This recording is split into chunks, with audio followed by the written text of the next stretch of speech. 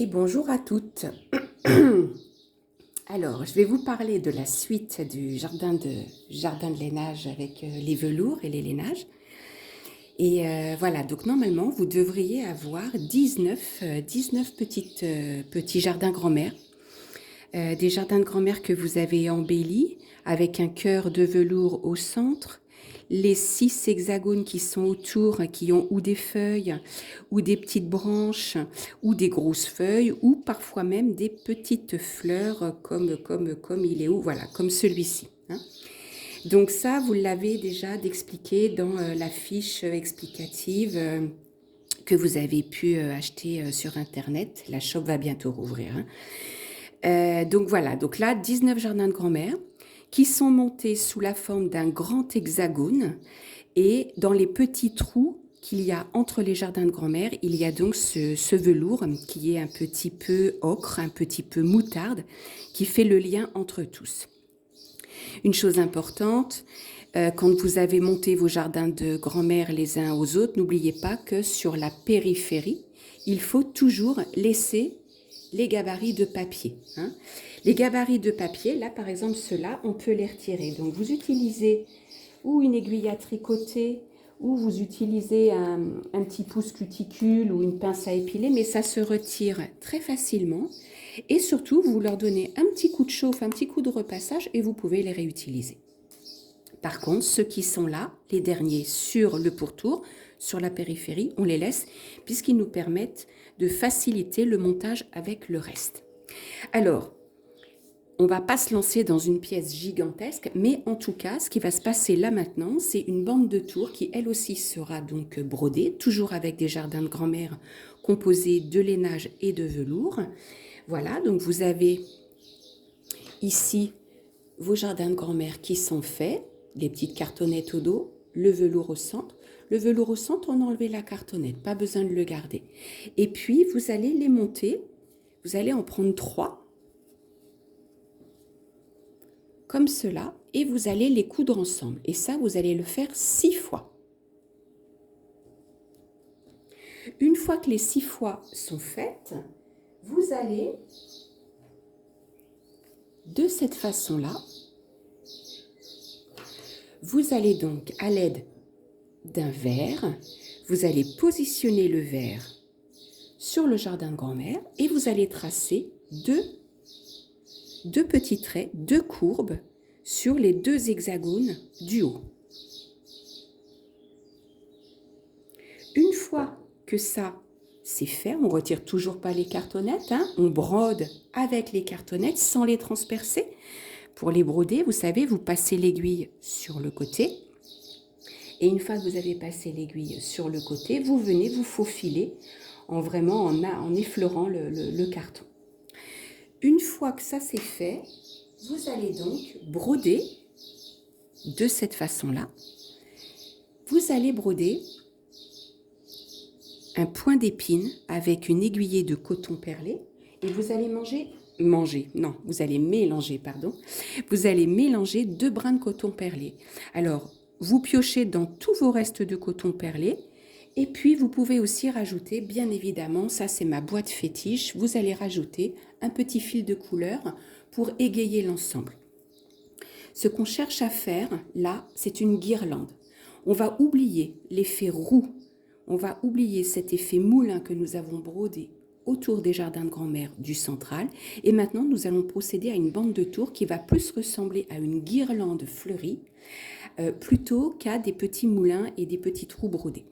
Donc, vous allez enfiler vos aiguillets, vous en préparez 4-5 d'avance. Hein, et qu'importe si vous arrivez au bout d'une aiguillée mais que vous n'avez pas terminé, eh bien, vous changez quand même de couleur et vous ne vous posez pas de questions. Voilà. Hein. Une fois que ça c'est fait, vous allez donc les embellir de cette façon-là. Alors, de cette façon-là, voilà, je vous montre. Donc, à l'extrémité des petites branches du point d'épine, qui est quand même assez large, hein, vous allez faire plein de points lancés avec ce petit ruban c'est du nylon, hein, donc voilà, il est coloré de plein de couleurs, il est absolument merveilleux. Je vous le montre. Le voilà. J'ai 5 couleurs, il y en a des très très jolies. Vous allez faire votre choix et tout ça, vous allez le retrouver sur la shop sous peu. Donc, le principe, c'est pareil, vous enfilez une aiguillée, vous brodez une demi-branche, vous arrivez à la fin, vous ne savez pas où vous tombez, vous changez de couleur, vous en reprenez une autre et ainsi de suite. Et voilà ce que ça va vous donner. Donc vous voyez, il ne faut pas hésiter à mettre des couleurs un petit peu vives. Et vous allez donc en avoir comme ça 6 bandes. Une fois que les 6 bandes sont faites, vous allez les placer de cette façon-là.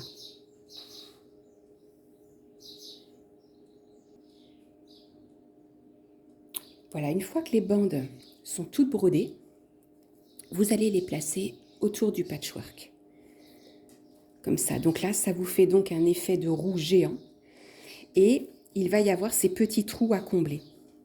Ces petits trous à combler, alors, regardez bien comment c'est placé. Hein. Vous voyez, cette roue, elle est là. Donc, c'est en face de celle du milieu qu'il faudra venir placer le prochain jardin de grand-mère. Hein, pile poil en face, hein, de cette façon-là. D'accord?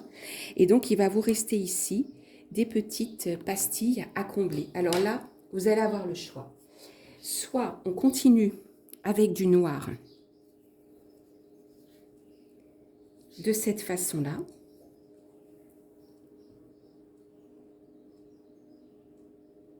Soit vous venez replacer le moutarde.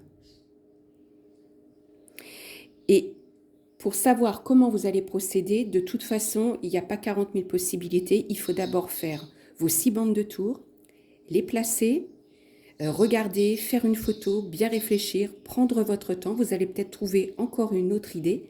Moi, pour ma part, je sais que c'est le noir que je vais choisir parce que j'aime beaucoup cette tonalité qui réveille le reste.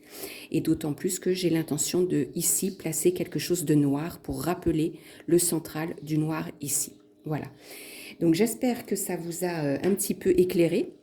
Alors oui, vous allez voir, c'est quand même pas mal de travail, mais c'est très répétitif. C'est-à-dire que vous commencez par faire tous les arcs de cercle avec votre crayon craie, après tous vos points d'épine, et puis après, vous faites toutes vos broderies. Et une fois que tout ça est fait, ah oui, bien évidemment, avant, vous commencez par vous refaire vos petits jardins de grand-mère. Hein, vous avez compris que il vous en faut combien? Eh bien, 3...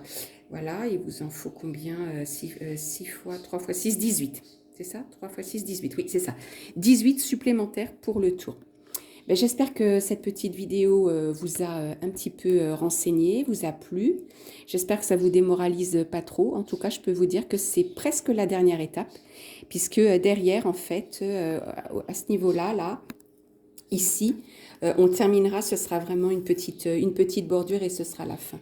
Et ce qui sera chouette, c'est que c'est quand même assez large et donc le système d'accrochage pourra tout à fait se faire sur un des côtés de cet hexagone géant. Il n'y aura pas de problème de gondolement, de manque de stabilité en fait. Je pense que ça se passera très très bien. Voilà. Je vous fais des gros bisous, brodez bien et puis on se retrouve très bientôt avec la suite. Au revoir!